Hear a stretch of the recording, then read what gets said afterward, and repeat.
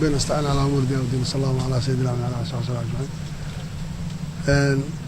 وأن أدبان السلام يا جودهان ملاحظة يا خيارته يا dadweynaha iyo dadka halkaan Kismaayaan hadda ugu marka hore waxaan leeyahay sanadkiisa Ilaahay bashbash iyo barwaaqo nagu gaarsiiyo kullu caam wa antum bikhair soo sheegay madaxweynuhu safar baan shaqaan u baxnay oo dawladaha deriska ah Itoobiya iyo Kenya aan soo marinay iyadoo qaybo kala duwan oo la kulanay jiray waxa laga hadlayay guudaan arrimaha Soomaaliya iyo gaar ahaan guudaan arrimaha amniga gobolka iyo gaar ahaan Soomaaliya way kamid ahayd iyo gaar ahaan Jubbaland waxa ugu muhiimsan hadda loo waxay bal madasha wada sashiga ee 2016 markii hore waa la sheegay jiray hadda isagii baan ku jiray iyo shirkan Kismaayo lagu qabanayo soo mira dhal lahaa guudaan Soomaaliduna ay talaabo hore ugu qaadi lahayd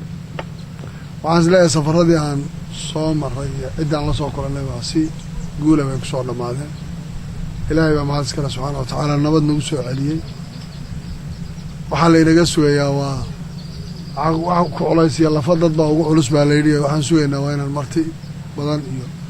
Soomaali badan oo marti qaadno soo dhaweyno iyo shirkaan oo ilaahay ka barino inuu si guul ah nabadgelyo oo ku dhamaado dadkana guud ahaan waxaan leeyahay aan u diyaar garowna hawshaas sanadkan waxaan rajeynayaa Soomaalida inuu isbedel badan ka keeni doono ifafaalad fiican baa ka muuqanaya guud ahaan jawiga Soomaaliya waxaan is leeyahay inay yaraan doonaan colaadaha iyo dagaalada kale ee badan ee socda kuwan shabaabkuna insha Allah iska dhamaan doonaan aan ugu baaqay guud ahaan dadka Soomaaliyeed iyo reer Jubbaland gaar ahaan in gacmaha la isqabsado midnimada iyo walaalnimada laga shaqeeyo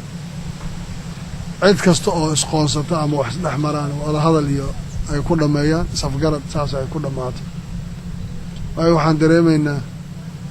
cid waliba way isqoomi wax walba la isku qabsan karaa laakiin in laga wada hadlo oo xalka si nabad ay wada hadal lagu raadiyaa ka fiican waan rajeynayaa sanadkan Soomaalida inuu taariikhda u gali doono haddii Ilaahay yiraahdo waxaan ka rajeynayaa riyada iyo aamaasha shacabku inay xaqiiqowdo amniga xaqiisa iyo horumarka iyo maamulka suuban intaba aad baad u mahadsantiin waan idinka mahad celinaya soo dhaweyntiina assalaamu calaykum waraxmatullahi wabarakaatu